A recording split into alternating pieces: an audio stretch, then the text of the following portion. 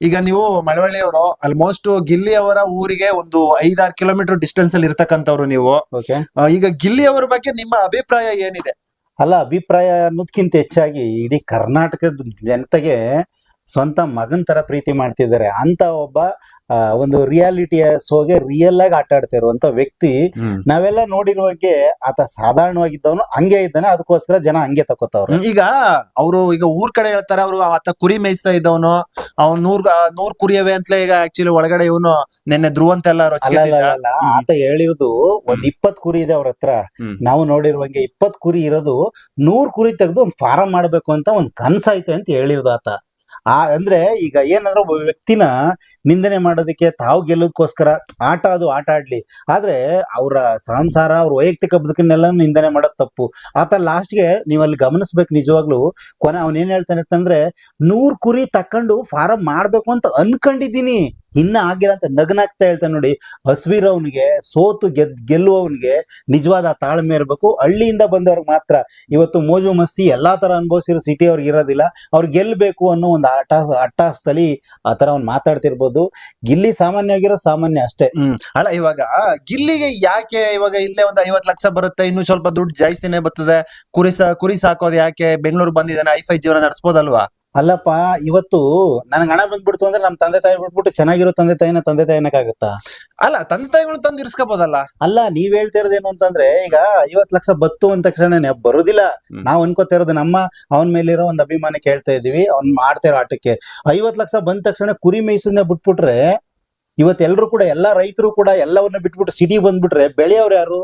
ಹಂಗಾಗಿ ಒಬ್ಬ ನಿಜವಾದ ಒಬ್ಬ ಮಣ್ಣಿನ ಮಗ ಅಂತಂದ್ರೆ ಯಾರು ಅಂತಂದ್ರೆ ರೈತನಷ್ಟೇ ಅಲ್ಲ, ರೈತನಿಗೆ ಉಪಕಸವಾಗಿ ಮಾಡುವಂತ ಎಲ್ಲರೂ ಕೂಡ ರೈತರೇ. ಅವನು ಹಂಗಾಗಿ ಅದ ಅವರ ಮೂಲತಃ ಅವ್ರ ಮನೆತನದಿಂದ ಬಂದಿರೋದು, ಅವ್ರ ಬದುಕನ್ನು ಇಲ್ಲಿವರೆಗೂ ಕಟ್ಕೊಟ್ಟಿರುವಂತದ್ದೇ ಕುರಿಗಳು, ಕುರಿ ಮೇಯಿಸಿ. ಹಂಗಾಗಿ ಅವನ್ ಕನಸು ಏನು ಅಂದ್ರೆ ಎಲ್ಲರೂ ಕೂಡ ಸಾಫ್ಟ್ವೇರ್ ಕಂಪ್ನಿ ಮಾಡ್ಬೇಕು, ಏನೇನೋ ಮಾಡ್ಬೇಕು, ಒಂದ್ ಸಿನಿಮಾ ತೆಗಿಬೇಕು, ಒಂದ್ ಪ್ರೋಗ್ರಾಮ್ ಮಾಡ್ಬೇಕು, ಒಂದ್ ಚಾನಲ್ ಮಾಡ್ಬೇಕು, ಏನೋ ಇರ್ತದೆ. ಆದ್ರೆ ಆತನ ಕನಸು ನೋಡಿ, ಅವ್ನ ರಿಯಾಲಿಟಿ ಇನ್ನು ಎಷ್ಟು ಖುಷಿ ಆಗತ್ತೆ ಅಂದ್ರೆ, ಆತ ಕುರಿ ಮೇಯಿಸ್ಕೊಂಡ್ ಬಂದವನು ಈಗ್ಲೂ ಕೂಡ ಊರ್ಗ್ ಹೋದ್ರೆ ಅವ್ನ್ ಕುರಿ ಮೇಯಿಸ್ತಾನೆ. ಇಷ್ಟು ಸೆಲೆಬ್ರಿಟಿ ಆಗಿದ್ರು ಕೂಡ ಅವ್ರು ಈಗ್ಲೂ ಕೂಡ ಬಡವ್ರೆ. ಆದ್ರೆ ಆತನ ಕನಸೇನು ಅಂದ್ರೆ, ಚಿಕ್ಕ ವಯಸ್ಸಿಂದ ಅವ್ರಿಗೊಂದು ಇರುತ್ತೆ, ಅದೇ ರೀತಿ ಒಂದ್ 100 ಕುರಿದೊಂದು ಫಾರ್ಮ್ ಮಾಡ್ಬೇಕು ಅನ್ನೋದೊಂದು ಆಸೆ. ಹಂಗಾಗಿ ಅದು ಮಾಡ್ತಾನೆ. ಜೊತೆಗೆ ಅವ್ರ ಮನೆಯವರು, ಮಕ್ಕಳು, ಅವರೆಲ್ಲರೂ ಜೊತೆಗೆ ಬೇಕಾದ್ರೆ ಇರ್ತಾರೆ, ನೀವ್ ಹೇಳ್ದಂಗೆ.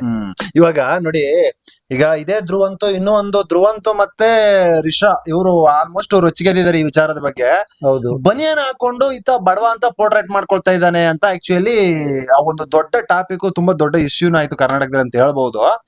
ಏನ್ ಬನಿಯನ್ ಏನ್ ಈ ಬನಿಯನ್ ಎಲ್ಲ ಏನಿದು? ಊರ್ ಕಡೆನ ಹಂಗೇನಾ? ನಿಮ್ಮೂರ್ ಕಡೆ? ಗೌಡ್ರೆ, ನೀವು ಬಹಳ ಚೆನ್ನಾಗಿ ಹೇಳಿದ್ರಿ.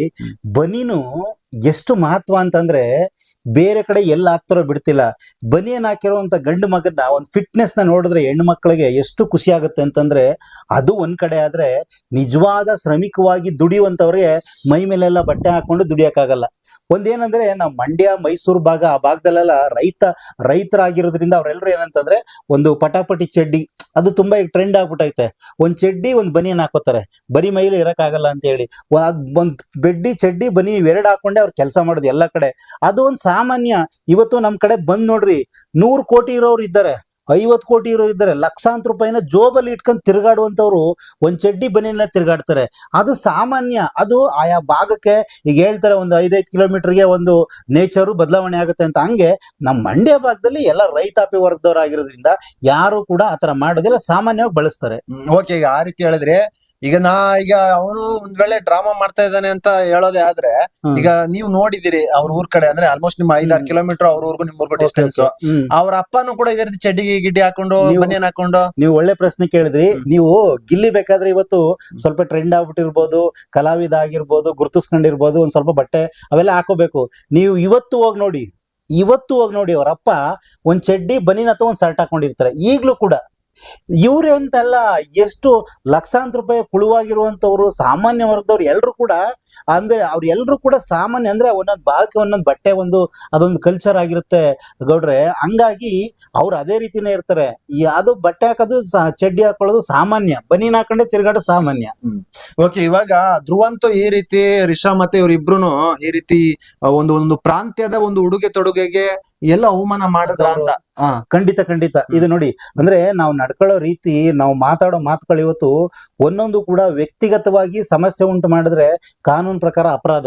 ಈಗ ಬೇಕಾದ್ರೆ ಯಾರಾದ್ರೂ ಕೂಡ ಹಿಂಗ ಅವಮಾನ ಮಾಡ್ತಾ ಇದೆ ಅಂತ ಯಾರಾದ್ರೂ ಕೇಸ್ ಹಾಕಿದ್ರೆ ಯಾಕೆ ಬೇಕು? ಬಿಗ್ ಬಾಸ್ ಹಲವಾರು ಕಂಡೀಷನ್ಗಳನ್ನ ಮಾಡಿರುತ್ತೆ.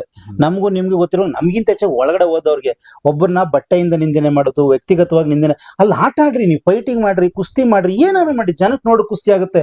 ಹೋಗಿ ನಿನ್ ಬಟ್ಟೆ ಹಿಂಗೆ ಹಂಗೆ ಹಿಂಗೆ ಅನ್ನೋದಾದ್ರೆ ನಾನು ಇನ್ನೂ ಒಂದು ಮುಂದುವರೆದು ಹೇಳ್ತೀನಿ ರೀ, ಅವ್ರು ನಿಜವಾಗ್ಲೂ ಬಡವಾಕನ್ರಿ. ಇವತ್ತೇ ಹೋಗಿ ನೋಡ್ರಿ ಅವ್ರ ಮನೇನ, ಅವ್ರ ಪರಿಸ್ಥಿತಿನೇ ಹೇಗಿದೆ ಅಂತ ಅಂದ್ಬಿಟ್ರೆ ತಿನ್ನಕ್ಕೂ ಊಟ ಇಲ್ಲ ಅನ್ನೋಂಗಲ್ಲ, ಊಟ ಬಟ್ಟೆಗೆ ನ್ಯಾರವಾಗವ್ರೆ. ಆದ್ರೆ ಅಲ್ಲಿರೋರ್ಗಿಂತ ಅತಿ ಬಡತನದಲ್ಲಿರುವಂತವನು ಅಂತಂದ್ರೆ ಗಿಲ್ಲಿ ನಟ ಮತ್ತೆ ಮಲ್ಲಮ್ಮ ಅಂತ ಹೇಳ್ತಾರೆ. ಮಲ್ಲಮ್ಮ ನಮ್ಗೆ ಗೊತ್ತಿಲ್ಲ, ಗಿಲ್ಲಿ ನಟ ಸಾಮಾನ್ಯವಾಗಿರುವಂತ ಒಬ್ಬ ವ್ಯಕ್ತಿ. ಹಂಗಾಗಿ ಅಂತ ವ್ಯಕ್ತಿ ಹೇಗಿರ್ಬೇಕು ಹಂಗಿದ್ದಾನೆ. ಈಗ ಅಂದ್ಬಿಟ್ಟು ನಾವು ಸೆಲೆಬ್ರಿಟಿ ಆಗ್ಬಿಟ್ಟಿದೀವಿ, ಏನೋ ಆಗ್ಬಿಟ್ಟಿವಿ ಅಂದ್ಬಿಟ್ಟು ಸಾಲ ಮಾಡ್ಕೊಂಡು ಬಟ್ಟೆ ಹಾಕೊಂಡು ದಿಲ್ದಾರಾಗ ತಿರ್ಗಾಡಕ್ಕಾಗತ್ತಾ? ಹಂಗ ಅವಮಾನ ಮಾಡ್ತಿರೋದು ಖಂಡಿತ ತಪ್ಪು. ನೀವು ಹಂಗೆ ಮುಂದುವರೆದ್ರೆ ಮುಂದೆ ದಿನಗಳಲ್ಲಿ ಇದು ನಿಜವಾಗ್ಲೂ ನಿಮ್ಗೆ ಕಾನೂನು ಅಪರಾಧ ಆಗುತ್ತೆ. ಅಲ್ಲ, ಈಗ ಊರ್ ಕಡೆ ಈಗ ಈತ ಹೇಳ್ತಾನೆ ಬಡವನ್ ತರ ತೋರಿಸ್ಕೊಳ್ತಾ ಇದೀಯಾ, ಒಂದ್ ವೇಳೆ ಜನನು ಕೂಡ ಆ ರೀತಿ ನೋಡ್ಬೋದು, ಓಕೆ ಇವನು ಬಡವ ಅಂತ ನೋಡ್ಬೋದು. ಆದ್ರೆ ನಿಜವಾಗ್ಲೂನು ಅವ್ರ ಮನೆ ಅಥವಾ ಏನು ಕಾರು ಕೂಡ ತಗೊಂಡಿದಾರಂತೆ. ಇವೆಲ್ಲ ಏನು ಏನ್ ಬಡ ಒಳ್ಳೆ ಪ್ರಶ್ನೆ ಕೇಳಿದ್ರಿ. ಜನನು ಕೂಡ ನೋಡ್ಬೋದು, ಜನನು ಕೂಡ ಅಂತ ಹೇಳಿದ್ರಿ ಅಂತ ಅಂದಾಗ 100ರಲ್ಲಿ 2 ಜನಕ್ಕೆ ಆತರ ಅನ್ಬೋದು, 2% ಜನಕ್ಕೆ. ಆದ್ರೆ ಆತನ ನ್ಯಾಚುರಲಿಟಿ, ಆತ ಬಿಗ್ ಬಾಸ್ ಇಂದ ಫೇಮಸ್ ಆಗಿರೋದಲ್ಲ. ಬಿಗ್ ಬಾಸ್ ಬರ್ಬೇಕು ಅಂದ್ರೆ ಫೇಮಸ್ ಆಗಿರೋರ್ನೇ, ವಿಶೇಷವಾದವ್ರನ್ನ ಕರ್ಕೋತಾರೆ. ಆತನ ಕೆಲವೊಂದು ವಿಡಿಯೋಗಳು ಎಷ್ಟು ವೈರಲ್ ಆಗಿದೆ ಅಂದ್ರೆ, ಆತ ಮಾಡಿರೋ ಎಲ್ಲ ಶಾರ್ಟ್ ಮೂವಿಗಳು ಒಂದು ಸಾಮಾಜಿಕ ಸಂದೇಶ, ಒಂದು ಗ್ರಾಮೀಣ ಕಲೆನ, ಒಂದು ಗ್ರಾಮೀಣ ಒಂದು ಮೋಜನ್ನ ಜನಗಳಿಗೆ ಖುಷಿ ಪಡಿಸಿ ಒಳಗಡೆ ಬಂದಿರುವಂತವನು. ಹಂಗಾಗಿ ಅವನು ಆ ತರದ ಯಾವುದೇ ಇಲ್ಲ, ಜನನು ಕೂಡ ಹಂಗ್ ತಿಳ್ಕಲ್ಲ. ಹಂಗ್ ತಿಳ್ಕೊಳ್ಳೋದಾಗಿದ್ರೆ ನೀವು ಯೋಚನೆ ಮಾಡಿ, ಇಡೀ ಕರ್ನಾಟಕ ಜನ ಗಿಲ್ಲಿ ಗಿಲ್ಲಿ ಗಿಲ್ಲಿ ಅಂತ ಓಟ್ ಹಾಕೊಂಡು ಗಿಲ್ಲಿ ಗಿಲ್ಲಿ ಅಂತಿದ್ರು ಕೂಡ ಒಳಗಡೆ ಇವರೆಲ್ಲರೂ ಸೇರ್ಕೊಂಡು ಅವನ್ನ ಏನೋ ಡಮ್ಮಿ ಮಾಡಿದ್ರು. ಡಮ್ಮಿ ಮಾಡಿದಾಗ ಅವನು ಒಳಗಡೆ ಹೋಗಿ ರಾಜನ್ ತರ, ನಮ್ಮ ಅಂತ ಪಿಕ್ಚರ್ಲಿ ಅಂಬರೀಶ್ ಅವರು ಒಂದು ಬಟ್ಟೆ ಹಾಕೋತಾರ ನೋಡಿ, ಕೇಡಿ ತರ, ಆ ತರ ಬಟ್ಟೆ ಹಾಕೊಂಡು ಒಳಗಡೆ ನಮ್ಮ ಯಾವ್ದು ಶ್ರೀರಂಗಪಟ್ಟಣ ರಂಗಸ್ವಾಮಿ ತರ ಕಾಲ್ ಮೇಲೆ ಕಾಲಕ ಮಲ್ಗಿರ್ತಿದ್ದ. ಆದ್ರೆ ಅದ್ರ ಬೆಳಿಗ್ಗೆ ಸುದೀಪ್ ಅವ್ರು ಬಂದಾಗ ನಿಜವಾದ ಸತ್ಯವನ್ನ ಕಾಕ್ರೋ ಸುದಿ ಅವ್ರು ಒಪ್ಕೊಂಡ್ರು. ಏನಂತ, ನಾನು ಡಮ್ಮಿ ಆಗೋಗ್ತಿದ್ವಿ, ನಾನ್ ಕಳಪೆ ಆಗ್ಬಿಡ್ತೀನಿ ಅಂದ್ಬಿಟ್ಟು ಬೇಕು ಅಂತ ಹಿಂಗ್ ಮಾಡಿದ್ವಿ ಅಂತ ಹೇಳಿ. ಹಂಗಾಗಿ ಆ ತರದ್ದೆಲ್ಲ ಸುಳ್ಳು ಬ್ರದರ್. ಓಕೆ, ಅಂದ್ರೆ ನಾನ್ ಕೇಳಿರೋ ಪ್ರಕಾರ ಅವ್ರಿಗೆ ಒಂದ್ ಸ್ವಲ್ಪ ಅವ್ರಿಗೆ ಜಮೀನು ಕೂಡ ಇದೆ. ಇತ್ತೀಚೆಗೆ ಅವರು ಮೊದ್ಲೇ ಒಂದು ಇದು ಸೀಟ್ ಮನೇಲಿ ಇದ್ರು, ಇವಾಗ ಸ್ವಲ್ಪ ಮುಂದ್ಗಡೆ ಎಲ್ಲ ಒಂದ್ ಮನೆ, ಒಂದ್ ಸುಮಾರು ಮನೆನೂ ಮಾಡಿದ್ದಾರೆ. ಆಮೇಲೆ ಇನ್ನೊಂದು 20 ಲಕ್ಷದ ಒಂದು ಕಾರನ್ನು ಕೂಡ ತೆಗೆದುಕೊಂಡಿದ್ದಾರೆ ಅಂತ ನಾನು ಕೇಳ್ಪಟ್ಟೆ. ನೀವ್ ಅವಾಗ್ಲೇ ಕೇಳಿದ್ರಿ, ಕರೆಕ್ಟ್. ಅದನ್ನ ನಾನು ಬಿಟ್ಟೆ ಬ್ರದರ್. ಏನಾಗಿದೆ ಅಂತಂದ್ರೆ, ನೀವ್ ಈಗ್ಲೂ ನೋಡಿ, ಅವರು 3 ಜನ ಮಕ್ಕಳು, ಒಬ್ರು ಅಕ್ಕ, ಇನ್ನೊಬ್ಬ ಅಣ್ಣ ಇದಾರೆ, ಇವ್ರು ತಮ್ಮ. ಇರೋದು 3 ಜನ ಮನ್ಗಳು. ಅವ್ರ ತಂದೆ ಏನ್ ಕೆಲಸ ಮಾಡ್ತಾರೆ ಅಂತಂದ್ರೆ, ಕೆಲವೊಂದೇ ನಾವ್ ಹೇಳ್ಬಾರ್ದು, ಆದ್ರೆ ವಾಸ್ತವತೆ ಏನಂದ್ರೆ ಅವ್ನು ನನ್ನ ಹಳ್ಳಿ ಪ್ರತಿಭೆ, ನಮ್ಮ ಭಾಗದ ಹುಡುಗ. ಅವ್ರ ತಂದೆ ಏನಂತಂದ್ರೆ ದಳ್ಳಳ್ಳಿ ಕೆಲಸ ಮಾಡುವಂತದ್ದು. ಈ ಮಳವಳ್ಳಿ ಮತ್ತೆ ಇದ್ರಲ್ಲಿ ಯಾವ್ದು ಕಿರ್ಗಾವಲಲ್ಲಿ ಸಂತೆಗೆ ತುಂಬಾ ಫೇಮಸ್. ಮಳವಳ್ಳಿಗಿಂತ ಹೆಚ್ಚಾಗಿ ಕಿರ್ಗಾವಲ್ ಸಂತೆ ಅಂದ್ರೆ ತುಂಬಾ ಜಾಹಿರ ನಮ್ಮ ಮಂಡ್ಯ ಭಾಗದಲ್ಲಿ. ಅಲ್ಲಿ ಹಸು ಕರ ದನ ಇಂಥವ್ರದ ಇವ್ರಿಗೆ ಅವ್ರು ಕೊಡ್ಸೋದು, ಅವ್ರಿಗೆ ಇವ್ರು ಕೊಡ್ಸೋದು.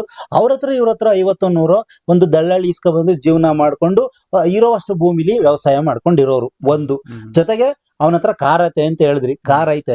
ಇವತ್ತವನು ಬಿಗ್ ಬಾಸ್ ಬರೋಕ್ಕಿಂತ ಮುಂಚಿತವಾಗೇನೆ 8-10 ಶಾರ್ಟ್ ಮೂವಿಗಳನ್ನ ಮಾಡಿ, ಕಿರುಚಿತ್ರಗಳನ್ನ ಮಾಡಿ, ಡಿಕೆಡಿ ಮಾಡಿದ್ರು. ಡಿಕೆಡಿ ಮತ್ತೆ ಅವೆಲ್ಲದಕ್ಕಿಂತ ಮುಂಚಿತವಾಗಿ ಇಷ್ಟೆಲ್ಲ ಪ್ರಸಿದ್ಧಿ ಆಗಿರುವಂತ ಅವನು ಇದು ಕಾಮಿಡಿ ಕಿಲಾಡಿಗಳು ಎಲ್ಲ ಪ್ರಸಿದ್ಧಿ ಆಗಿದ್ದಾನೆ.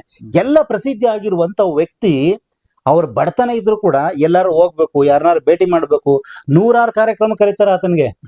100 ಕಾರ್ಯಕ್ರಮ, ವೇದಿಕೆ ಕಾರ್ಯಕ್ರಮಕ್ಕೆ ಎಷ್ಟೋ ಹೋಗಕ್ಕಾಗಲ್ಲ ಅಂತ ಜಾಕ್ ಹೋಗೋನು ಊರಲ್ಲಿ ಸೈಕಲ್ ತಕೊಂಡು, ಸ್ಕೂಟರ್ ತಕೊಂಡು ಹೋದ್ರೆ ಸರಿ ಹೋಗುತ್ತಾ? ಎಲ್ಲೋ ಎಲ್ಲೋ ಅವನೇ ಸಂಪಾದನೆ ಮಾಡಿರೋದನ್ನ, ಇಷ್ಟೋ ಸಂಪಾದನೆ ಮಾಡೋದನ್ನ ಒಂದೇನಂತ ಲೋನ್ ಅಲ್ಲಿ ತಕೊಂಡಿರುವಂತ ಕಾರು. ಇದನ್ನ ಅವ್ರ ಜೊತೆಲೇ ಇದ್ದಂತ ಒಬ್ಬ ಸ್ನೇಹಿತರು ಹೇಳಿದ್ದಾರೆ, ಲೋನ್ ಅಲ್ಲಿ ತಕೊಂಡಿದ್ದೇನೆ ಅಂದ್ರೆ ಮನುಷ್ಯ ಬಡವಾಗಿದ್ದೀನಿ ಅಂತ ಅಂದ್ಬಿಟ್ಟು ಹಂಗೆ ಇರಕ್ಕಾಗತ್ತಾ? ಸಾಮಾನ್ಯವಾಗಿ ಓಡಾಡಕ್ ಒಂದು ಕಾರ್ ಬೇಕಲ್ಲ. ಕಾರ್ ಇವತ್ತು ಏನೇನು ಅಲ್ಲ ರೀ. ಎಷ್ಟೋ ಜನ ನಮ್ ಕಡೆ ಹಳ್ಳಿ ಕಡೆ ಹುಡುಗರೆಲ್ಲರೂ ಕೂಡ ಸುಮಾರು ಬಾಡಿಗೆ ಕಾರೆಲ್ಲ ಓಡಿಸ್ತಾರೆ. ಅವ್ರ ಹತ್ರ ಎಲ್ಲ ಕಾರ್ ಎಲ್ಲ ಶ್ರೀಮಂತರು ಅನ್ನಕ್ಕಾಗುತ್ತಾ? ಎಲ್ಲ ಸಾಲಗೆಲ್ಲ ತಕೊಂಡಿರ್ತಾರೆ, ಮಾಡ್ತಾರೆ. ಹಂಗಾಗಿ ಅಲ್ಪ ಸ್ವಲ್ಪ ಜಮೀನ್ ಅದೇ, ಜಮೀನ್ ಇವತ್ತು ವ್ಯವಸಾಯ ಅಂದ್ರೆ ಏನು ಮಾಡಕ್ ಆಗ್ತಾ ಇಲ್ಲ.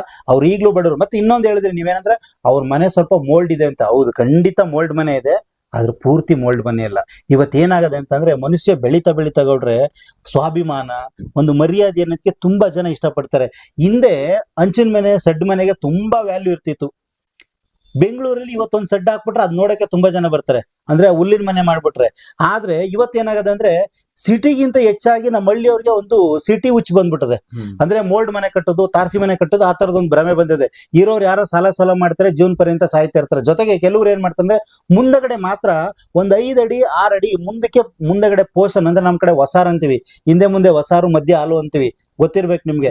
ಆ ಮುಂದಗಡೆ ಭಾಗವನ್ನ ಅವ್ರ ಅಕ್ಕನ ಮದುವೆ ಮಾಡೋ ಸಂದರ್ಭದಲ್ಲಿ ಈತ ಮತ್ತೆ ಅವ್ರ ಮನೆಯವರು, ಅವ್ರ ಅಣ್ಣ, ಅವ್ರ ಅಪ್ಪ, ಅವರೆಲ್ಲ ಸಂಪಾದನೆ ಮಾಡಿದ ಎಲ್ಲವನ್ನು ಸೇರಿಸಿ ಮುಂದಗಡೆ ಒಂದು 5 ಅಡಿ 6 ಅಡಿದು ಒಂದ್ ಸ್ವಲ್ಪ ಮುಂದಗಡೆ ಒಂದು ತಾರಸಿ ತರ ಮಾಡ್ಕೊಂಡವ್ರೆ. ಅದ್ ಬಿಟ್ಟು ಒಳಗಡೆ ನೀವು ಇವತ್ತು ಹೋಗ್ರಪ್ಪ, ಯಾರು ಹೋಗ್ಲಿ, ಎಷ್ಟೋ ಚಾನಲ್ ಅವರು ಗೊತ್ತಿದ್, ಯಾರಾದ್ರೂ ಹೋಗ್ಲಿ, ಆತನ ಶ್ರೀಮಂತ ಡಬಲ್ ಗೇಮ್ ಮಾಡ್ತಾವನೆ, ಆತರ ಆಡ್ತೀವಿ ಅಂತ ಹೇಳೋರು ದಯವಿಟ್ಟು ನೀವು ಅವ್ರ ಮನೆಗೆ ಹೋಗಿ ಮುಂದಗಡೆ ಮಾತ್ರ ಒಂದ್ 5 ಅಡಿ ಮುಂದಗಡೆ ಲಕ್ಷಣಕ್ಕೆ ಮಾತ್ರ ಅವ್ರೊಂದು ಇದ್ ಮಾಡ್ಕೊಂಡ್ರೆ, ಹಿಂದಕ್ಕೆಲ್ಲ ಹಂಚಿನ ಮನೆನೆ, ಯಾವ್ದು ಮಂಗಳೂರು ಹಂಚಿನ ಮನೆನೆ. ಅದ್ರ ಹಿಂದಗಡೆ ಆತನಿಗೆ ಅವ್ರ ಮನೆಗೆ ಜೀವಾಳ ಆಗಿರುವಂತ ಕುರಿಗಳು ಕೊಟ್ಟಿಗೆ ಐತೆ. ಇನ್ನು ಮನೆಯಲ್ಲೆಲ್ಲ ಹಂಚಿನ ಮನೆ. ಒಳಗಡೆ ಹೋಗ್ಬಿಟ್ರೆ ಆತನಿಗೆ DKD ಮತ್ತೆ ಕಾಮಿಡಿ ಕಿಲಾಡಿಗಳಲ್ಲಿ ಕೊಟ್ಟಿರೋ ಮೆಮೊಂಟಗಳು, ಫೋಟೋಸ್ಗಳು, ಗಿಫ್ಟ್ಗಳನ್ನ ಇಟ್ಕೊಳಕ್ ಇನ್ನ ಜಾಗ ಇಲ್ರಿ. ಇದು ನಾನ್ ಹೇಳ್ತಾ ಇಲ್ಲ, ಗಿಲ್ಲಿ ಪರವಾಗಿ ಹೇಳ್ತಾ ಇಲ್ಲ, ಗಿಲ್ಲಿಯನ್ನ ಕೇವಲ ನೋಡ್ತಿರಲ್ಲ ಅಂತವ್ರು ಹೋಗಿ ನೋಡಿ. Okay okay okay. ಅಂದ್ರೆ ಇವಾಗ ಓಕೆ, ನಮ್ಮ ದಡದಪುರದ ಐದ ಗಿಲ್ಲಿ ಅವರು, ನೀವು ಪಕ್ಕದ ಮಳವಳ್ಳಿಯ ಪಕ್ಕದವರೇ ನೀವು. ಓಕೆ, ನನ್ಗೆ ಇವಾಗ ಏನು ಒಂದು ಇದ್ರ ಬಗ್ಗೆ ಕೇಳ್ಬೇಕು ಅನ್ಕೊಂಡಿದೀನಿ ಅಂದ್ರೆ, ನೀವು ಆಕ್ಚುಲಿ ಮಳವಳ್ಳಿ ಅವರು ಒಂದು ಹುಡುಗಿಯನ್ನ ಹಿಂದೆ ಎಲ್ಲ ಯಾವ ರೀತಿ ಹೇಳ್ತಿದ್ರು ಅಂದ್ರೆ, ಒಂದು ಹುಡುಗಿಯನ್ನ ಕೆಣ್ಕೋದಾಗಿರ್ಬೋದು, ಲವ್ ಮಾಡ್ತೀನಿ ಅಂತ ಹೇಳೋದಾಗಿರ್ಬೋದು, ಆ ರೀತಿ ಎಲ್ಲ ಮಾಡ್ಬೇಕಾದ್ರೆ ಒಂದು ಗುಂಡಿಗೆ ಬೇಕಾಗಿತ್ತು, ಅಥವಾ ಅದನ್ನ ಬೇರೆ ರೀತಿ ನೋಡ್ತಿದ್ರು ಜನ. ಇವತ್ತು ನಮ್ಮ ಗಿಲ್ಲಿ ಅವರು ಈಗ ನೋಡಿ DKDಗೆ ಹೋಗ್ತಾರೆ, ಅಲ್ಲಿ ಗಗನ ಅನ್ನೋರ್ನ ಇದೇ ರೀತಿ ಕಾಡಿಸ್ತಾರೆ. ಈಗ ಇಲ್ಲಿಗೆ ಬಂದಿದ್ದಾರೆ, ಕಾವ್ಯ ಅವ್ರನ್ನ ಪೀಡಿಸ್ತಾ ಇದಾರೆ. ಏನಿದೆ? ನೀವು ಒಳ್ಳೆ ಪ್ರಶ್ನೆ ಕೇಳಿದ್ರಿ. ನೋಡಿ, ಒಂದ್ ಕಾರ್ಯಕ್ರಮ ನೋಡ್ಬೇಕು ಅಂದ್ರೆ ಜನಗಳಿಗೆ ಒಂದೇ ತರ ಮನಸ್ಥಿತಿ ಇರಲ್ಲ, ಬೇರೆ ಬೇರೆ ಜನಗಳಿಗೆ ಬೇರೆ ಬೇರೆ ತರ ಮನಸ್ಥಿತಿ. ಅಲ್ಲಿ ಒಂದ್ ಕಾರ್ಯಕ್ರಮ, ಈಗ ಬಿಗ್ ಬಾಸ್ನೇ ಚಿಕ್ಕ ಮಕ್ಕಳು ನೋಡ್ತಾರೆ, ಶಾಲೆಗೆ ಹೋಗೋ ಮಕ್ಕಳು, ಕಾಲೇಜ್ ಮಕ್ಕಳು, ವಯಸ್ಸಾದಂತವ್ರು, ಮಧ್ಯಮ ವಯಸ್ಸಿನವರು, ಈ ತರದವ್ರು ಎಲ್ಲ ನೋಡ್ತಾರೆ. ಅಲ್ಲಿ ಎಲ್ಲಾರ್ಗು ಒಂಥರ ಒಂದೊಂದು ಕಂಟೆಂಟ್ ಬೇಕು. ಆದ್ರೆ ಗಿಲ್ಲಿ ನಟ ಯಾವ ತರ ಪ್ರೋಟೆ ಆಗ್ತಾ ಇರೋದು, ಯಾವ ತರ ಇಷ್ಟ ಆಗ್ತಾ ಇರೋದು ಅಂದ್ರೆ, ನೀವ್ ಹೇಳಿದ್ರಿ ಮೊದ್ಲು ಗಗನ್ ಇಷ್ಟಪಡ್ತಿದ್ದ, ಅಲ್ಲಿ ಗಗನ್ ಇಷ್ಟಪಡ್ತಿದ್ದ, ಈಗ ಇಲ್ಲಿ ಬಂದ ತಕ್ಷಣ ಯಾರು ಕಾವ್ಯ, ಆಮೇಲೆ ರಿಸಾ ಗೌಡ. ಅಂದ್ರೆ ಆತ ಎಲ್ಲೂ ಕೂಡ ಪ್ರತಿಯೊಂದನ್ನು ಕೂಡ ಒಂದು ಹಾಸ್ಯವಾಗ್ತಕ್ಕಂತಾನೆ. ನೋಡಿ ಸಾಹೇಬ್ರೆ, ಹಸ್ವಿರೋನ್ಗೆ ಏನಾರು ಗೆಲ್ಬೇಕು ಅನ್ನೋನ್ಗೆ, ಬದುಕನ್ನ ಕಟ್ಟಬೇಕು ಅನ್ನೋನ್ಗೆ, ಹೊಟ್ಟೆ ತುಂಬಿಸ್ಕೋಬೇಕು ಅನ್ನೋನ್ಗೆ ಲವ್ ಮಾಡ್ಬೇಕು ಬಿಡ್ಬೇಕು ಅನ್ನೋ ಒಂದು ಪರಿಜ್ಞಾನ ಇರೋದಿಲ್ಲ. ಹಂಗಿದ್ದೀರ ಗಿಲ್ಲಿ ನಟ ಇವತ್ತು ಇಲ್ಲಿವರೆಗೂ ಬರ್ತಿರ್ಲಿಲ್ಲ, ಇಲ್ಲಿವರೆಗೂ ಬರ್ತಿರ್ಲಿಲ್ಲ. ಗಗನನ್ನ ಪೀಡ್ಸೋದು, ಚಾಡ್ಸೋದು, ಅವಳಿಗೆ ಹೊಟ್ಟೆ ಉರ್ಸೋದು ನೋಡುಗರಿಗೆ. ಅಲ್ಲಿ ಆಂಕರಿಂಗ್ ಮಾಡ್ತಿದ್ದಂತ ಅಶ್ವಿನಿ ಅವ್ರು ಆಗಿರ್ಬೋದು, ದೊಡ್ಡ ದೊಡ್ಡ ಸೆಲೆಬ್ರಿಟಿಗಳು ಬರ್ತಾರಲ್ಲ, ಶಿವಣ್ಣ ಆಗಿರ್ಬೋದು, ಡ್ಯಾನ್ಸ್ ಮಾಸ್ಟರ್ ಆಗಿರ್ಬೋದು, ರಕ್ಷಿತಾ ಅವ್ರಾಗಿರ್ಬೋದು, ಎಷ್ಟು ಖುಷಿ ಪಡ್ತಿರೋ ಅಂದ್ರೆ ಅದನ್ನ ಮನರಂಜನೆ ತರ ತೋರಿಸ್ತಾನೆ ಹೊರತು ಬಿಟ್ರೆ, ಆ ತರ ಆಗಿದ್ರೆ ಅವ್ನು ಬಿಗ್ ಬಾಸ್ ಬರ್ತಾನೆ ಇಲ್ಲ. ಹುಚ್ಚಾಗ್ಬಿಟ್ಟು ಹೆಂಗೋ ಹುಡುಗಿ ಗುಡಿ ಭ್ರಮೆಯಲ್ಲಿ ಇದ್ದಿದ್ರೆ. ಅದಂದ್ರೆ ಜೊತೆಗೆ ಕಾವ್ಯದೇ ನೋಡಿ, ಅಲ್ಲಿ ಒಂದು ರೆಸ್ಪೆಕ್ಟ್ ಕೊಡ್ತಾನೆ ಆತ. ನೀವು ಬಿಗ್ ಬಾಸ್ ಅಲ್ಲಿ ಎಷ್ಟೊಂದು ಮಾನವ ಮೌಲ್ಯಗಳು ಉತ್ಪತ್ತಿ ಆಗ್ತವೆ ಅಂದ್ರೆ, ಇದೇ ಜಾನ್ವಿ ಅವ್ರ ಒಂದು ಫ್ಯಾಮಿಲಿ ಸ್ಟೋರಿ ಬಂದಾಗ ಮಲ್ಲಮ್ಮ ಎಷ್ಟು ಜನಕ್ಕೆ ಇಷ್ಟ ಆಗ್ಬಿಟ್ಟಿದ್ರು ಅಂದ್ರೆ, ಫ್ಯಾಮಿಲಿ ಬಗ್ಗೆ ಎಷ್ಟು ಅವ್ರು ಹಿರಿಕರಾಗಿ ಎಷ್ಟು ಹೇಳ್ಕೊಟ್ರು. ಅದೇ ರೀತಿ ಒಂದು ಪತ್ರ ಬಂದಾಗ ಬಿಗ್ ಬಾಸ್ ಅವರು ಎಷ್ಟು ಟ್ವಿಸ್ಟ್ ಗಳನ್ನ ಕೊಡ್ತಾರೆ ಅಂದ್ರೆ, ಕಾವ್ಯ ಮತ್ತೆ ಗಿಲ್ಲಿಗೆ ಕಾಂಟೆಂಟ್ ಕೊಟ್ಟಾಗ ಜನಗಳಿಗೆ ತುಂಬಾ ಕ್ಯೂರಿಯಾಸಿಟಿ ಇತ್ತು, ಯಾರ ಪತ್ರವನ್ನ ಸ್ಯಾಕ್ರಿಫೈ ಮಾಡ್ತಾರೆ ಅಂದ್ರೆ, ಪತ್ರ ಯಾರ್ದು ಮನೆಯಿಂದ ಕಳ್ಸಿರೋದನ್ನ ಯಾರು ಬೇಡ, ನಂದು ಬೇಡ, ನೀನ್ ಇಟ್ಕೋ ಅಂತ ಹೇಳ್ತಾರೆ ಅನ್ನುವಾಗ ಗಿಲ್ಲಿ ನಿಜವಾಗ್ಲೂ ಒಂದು ಹಳ್ಳಿ ಪ್ರತಿಭೆ, ಹಳ್ಳಿ ಅನ್ನೋದು ಗೊತ್ತಾಯ್ತು, ಅವಳಿಗೆ ಕೊಟ್ಬಿಟ್ಟ. ಕೊನೆಗೆ ಈಗ ಅವ್ರು ಹೇಳ್ತಿದ್ದಾರೆ ಏನಂತ, ನಾವೆಲ್ಲ ಸಾಮಾನ್ಯವಾಗಿ ಇದು ಕಾಮಿಡಿಗೋಸ್ಕರ ಮಾಡೋದು, ಅವ್ನು ಯಾವ್ದನ್ನು ಕೂಡ ಲವ್ ಗಿವ್ ಅಂತ ಏನು ಮಾಡೋದಿಲ್ಲ. ಹಂಗಾಗಿದ್ರೆ ಬೆಂಗಳೂರಲ್ಲಿ ಎಲ್ಲೆಲ್ಲಿ ಇಟ್ಟಾಡಿ ಒಂದೊಂದು ತುತ್ತು ಇಟ್ಟಿಗೂ ಕಷ್ಟಪಟ್ಟು ಮಲಿಕಳಕ್ ಜಾಗ ಎಲ್ಲೆಲ್ಲ ಪಾಡ್ಪಟ್ಟು ಅವನು ಇವತ್ತು ಈ ಸ್ಥಿತಿಗೆ ಬಂದಿರೋದು. ಹಂಗಾಗಿ ಗಿಲ್ಲಿದು ಅದು ಒಂದು ಕಾಮಿಡಿಗೋಸ್ಕರ ಮಾಡ್ತಾನೆ, ಬಿಟ್ರೆ ಅದು ಲವ್ ಗಿವ್ ಅನ್ನೋದು ಶುದ್ಧ ಸುಳ್ಳು, ನಾವು ನೋಡಿರುವಂಗೆ. ಓಕೆ, ನಮ್ಮ ಮಳವಳ್ಳಿಯ ಆ ಒಂದು ಪ್ರಾಂತ್ಯದಲ್ಲಿ ಈಗ ನೀವು ಹತ್ರದಿಂದ ಆಲ್ಮೋಸ್ಟ್ ಆ ಒಂದು ಪ್ರಾಂತ್ಯವನ್ನ ನೋಡಿರೋದ್ರಿಂದ ಮಹಾದೇವ್ ಅವರೇ, ಬಹಳ ತುಂಬಾ ಚಂದವಾಗಿ ಗಿಲ್ಲಿ ಅವರ ಆ ಒಂದು ಇದ್ರ ಬಗ್ಗೆ ತುಂಬಾ ಚೆನ್ನಾಗಿ ವಿವರಣೆ ಕೊಟ್ರಿ. ನಿಮ್ಗೆ ನಿಜವಾಗ್ಲೂ ಧನ್ಯವಾದಗಳು. ನಿಜವಾಗ್ಲೂ ಕೂಡ ನಿಮ್ಗೆ, ಮತ್ತೆ ನಮ್ಮ ಮಂಡ್ಯದ ಒಂದು ಗ್ರಾಮೀಣ ಪ್ರತಿಭೆ, ಮಂಡ್ಯ ಅನ್ನೋದ್ಕಿಂತ ಹೆಚ್ಚಾಗಿ ಅದೆಲ್ಲಿಂದನೇ ಆಗ್ಲಿ ಬೇರೆ ಬೇರೆ ಎಲ್ಲಾ ಜಿಲ್ಲೆಯವರು ಕೂಡ ಇಷ್ಟಪಡ್ತಾರೆ ಅಂತಂದ್ರೆ ಆತನ ಒಂದು ರಿಯಾಲಿಟಿ, ನೇರವಾಗಿ ಮಾತಾಡುವಂತ ಒಂದು ಇದು, ಮತ್ತೆ ಅವನ ಒಂದು ಹಾಸ್ಯ ತುಂಬಾ ಜನಕ್ಕೆ ಇಷ್ಟ ಆಗ್ತಿದೆ. ಯಾರೇ ಆದ್ರೂ ಕೂಡ ಅವನು ಇವನು ಅಂತಲ್ಲ, ಯಾರನ್ನೇ ಆದ್ರೂ ಬೆಳೆಸ್ತಾರಂತ ಎಲ್ಲ ಕನ್ನಡ ಜನತೆ ಕೂಡ ನನ್ನ ನಮಸ್ಕಾರಗಳು. ನಮಸ್ಕಾರ, ಥ್ಯಾಂಕ್ ಯು. ನಮಸ್ಕಾರ.